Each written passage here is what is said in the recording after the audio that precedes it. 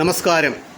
ഉത്സാഹശീലത്തിൻ്റെ കാര്യത്തിൽ ഏറെ അനുമോദിക്കപ്പെടുന്ന ഒരു ജീവിയാണ് ചിലന്തി.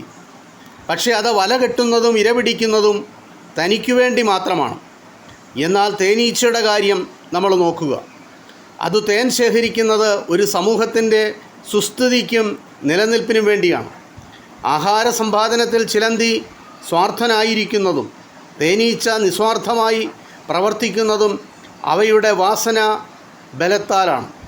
അതിന് വ്യതിയാനം വരുത്തുവാൻ അസാധ്യവുമാണ്. എന്നാൽ മനുഷ്യൻ്റെ കാര്യം അങ്ങനെയല്ല. അവൻ ഇച്ഛിക്കുന്നത് പോലെ സ്വാർത്ഥതയോടെ നിസ്വാർത്ഥതയുടെയോ പാത തിരഞ്ഞെടുക്കുവാൻ അവന് സ്വാതന്ത്ര്യമുണ്ട്. മറ്റു ജീവികളെപ്പോലെ മനുഷ്യനും സ്വാർത്ഥപ്രകൃതനാണെങ്കിലും അതിൽ നിന്ന് വിടുതൽ നേടാനുള്ള പരിശ്രമമാണ് മാനവ സംസ്കാരത്തിൻ്റെ അടിത്തറ.